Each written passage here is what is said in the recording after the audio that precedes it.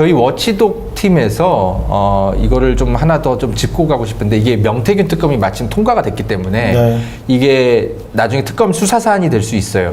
저희가 이제 검찰 수사 자료를 네. 좀 입수를 일부 해서 이준석과 관련한 내용을 살펴봤는데 여러 가지 뭐 김건희 씨의 국정농단, 총선 개입, 공천 개입 뭐 이런 것들을 이준석 씨와 상의하고 교유한 어떤 흔적들을 저희가 폭로했는데 거기에다가 더 넘어서서 자신의 그 2022년 4월 달부터 터져 나온 성접대 감찰 사건 그런 것들을 이제 무마하기 위해서 뭔가 그 김건희 씨와 연락을 한 어떤 흔적 같은 게 있었잖아요.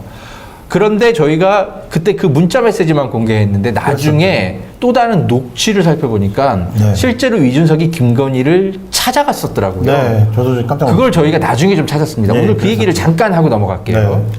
자, 화면 보시면서 네, 좀 약간 좀 설명을 해드리겠습니다. 김성진 기자, 이게 어떤 내용의 대화죠? 이게 지난주에 저희가 대선 전에 공공의 네. 목적으로 이제 검찰 수사 보고서 이제 이준석 후보랑 관련됐던 네. 내용들을 쭉 공개를 하고 이제 설명을 하는 와중에 이제 방금 말했던 이제 성접대 의혹이 있었던 그 윤리 감찰했던 그 사건의 그 즈음에 이제 이준석 씨가 이제 명태균 씨랑 이제 주고받은 내용 중에 제가 내일 사모님과 의논하고 연락을 드리겠습니다. 그리고 당선인이 나서서 정리하시도록 해보겠습니다라고 이렇게 요게 연락을 했던 건가요? 네. 네, 했던 거죠. 명태균 씨가 이렇게 보낸 거죠. 네, 보낸 거죠.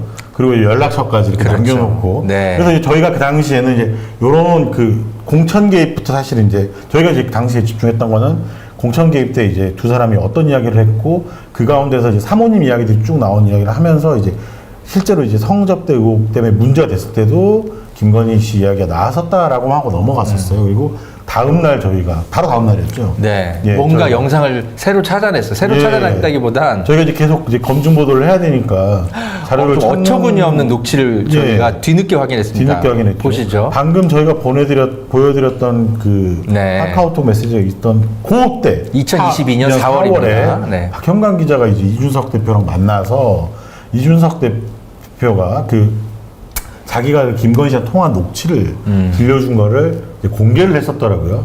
이걸 이미 공개한 게 작년 10월 이제 막 요 사건이 번진 지 한 달쯤 됐을 때였는데 그때 보면 이준석 씨가 이제 김건희랑 통화할 때 이제 포항 공천, 그다음에 이 지역 공천이죠.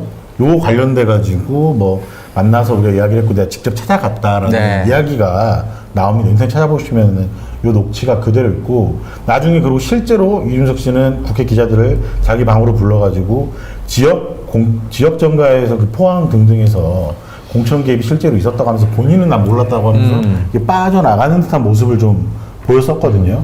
근데 지금 다시 보니까 네. 요 공천 이야기가 다르게 보이는 것 같습니다.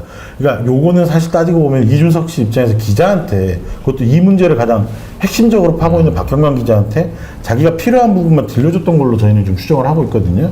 근데 자기 그 지역 공천 이야기만 들려주고 정작 다른 이야기는 안 했었는데 그동안 이 명태균 씨가 주고받은 카톡을 보니까 요 기간 때 사실 김건희를 찾아간 이유가 공천뿐만 아니라 혹시 자신의 관련된 일까지 네. 한 것 아닌가 라는 좀 의심이 드는 대목이고 그렇죠. 이건 특검을 통해서 자세히 좀 그 당시 상황을 밝혀야 됩니다. 저는 네. 이게 거짓말인 것 같아요. 왜냐하면 이준석과 명태균의 대화를 저희가 그 당시에 다 입수를 해서 봤는데 네.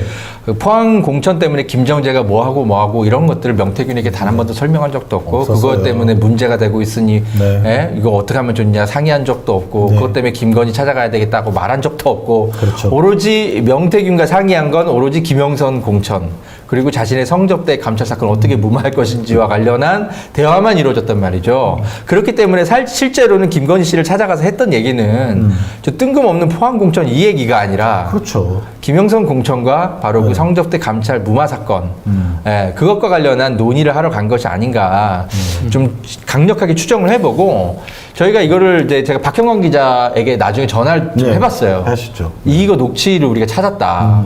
근데 우리가 이 대화 메시지도 찾았다. 퍼즐을 맞춰보니까 이게 당신을 속이고 간 것 같다. 그렇죠, 진짜. 이준석 씨가, 그러니까 박경관 기자가 선배 얘기 듣고 보니 그런 측면이 있는 것 같다. 그렇죠. 예, 나중에 좀 기회가 되면 문제 제기를 하겠다고 하더라고요. 그리고 그때 명태균 씨가 뭐라고 카톡하냐면 당선인을 컨트롤할 수 있는 건 김건희라고 그렇죠. 했죠. 네. 그런데 컨트롤을 할 무슨 문제가 있었던 거냐. 윤핵관들 불만들 이야기를 합니다. 네. 그러면서 컨트롤 이야기가 나오거든요. 그럼 컨트롤할 수 있는 사람을 찾아 네. 정황이 나온 거거든요. 녹취에서. 그 서울의 소리가 공개한 녹취록인데 실제로 어떤 그 접대를 했던 사장으로 보여요. 그분이 이준석과 통화하는 녹취록도 나왔어요. 예. 그러니까 반드시 그 당시에 뭔가 접대가 있긴 있었던 것 같아요. 이준석이 갑자기 굉장히 공손해지거든요. 이분하고 통화할 때 쩔쩔매요. 네, 맞습니다. 이분은 막 호통을 치고 네. 이준석 씨가 원래 이렇게 뭔가 누군가가 이렇게 비판하면 가만히 있는 성격이 아니잖아요. 근데 굉장히 공손하게 예 죄송합니다. 뭐 제가 어떻게 도움 평소 같으면 무슨 접대 말씀이시죠? 제가 그죠? 언제 그랬었나요? 뭐 이렇게 계속 네. 반문을 해야 되는데 이때는 제가 상당히 존중하고 뭐 사장님 말씀 잘 듣고 있고요. 그렇죠. 그렇죠. 도울 수 있으면 도와야 되고요. 네. 그런 식으로 얘기를 계속 하더라고요. 네. 네, 어쨌든 이준석하고 김건희 씨 두 사람 사이에서는 서로 말 못할 그 비밀을 공유하고 있는 게 분명히 좀 있어 보이고, 이준석하고 한동훈이 사실은, 보면 참 차이가 있는 게, 한동훈은, 윤석열보다는 김건희에 늘 집중적으로 공격을 주로 많이 해요. 그죠? 네. 그래서 김건희를 감싸는 세력들을 탬버린 세력이다 뭐 이렇게 표현도 하고. 근데 이준석은 보면 김건희는 꼭 공격을 안 하는 것 같아요. 그죠? 주로 윤석열만 공격을 그런 하고. 것 같습니다. 네. 그래서 좀 차이가 좀 있어요. 네. 자, 저희가 이제 이런 내용을 다시 한번 짚어드리는 건 이게 다 명태균 특검의 수사 대상이 될 수 있습니다. 성접대 사건 감찰을 덮기 위해서 네. 김건희를 만나서 모종의 거래를 했다면 그것도 당연히 어떤 범죄가 될 수 있고요. 저희가 이제 입수한 그 문자 메시지 내역을 특검이 만약에 요청한다면, 명태균 특검이 요청한다면 저희는 공익 제보를 하도록 하겠습니다. 어쩌면 검찰이 안 줄 수 있어.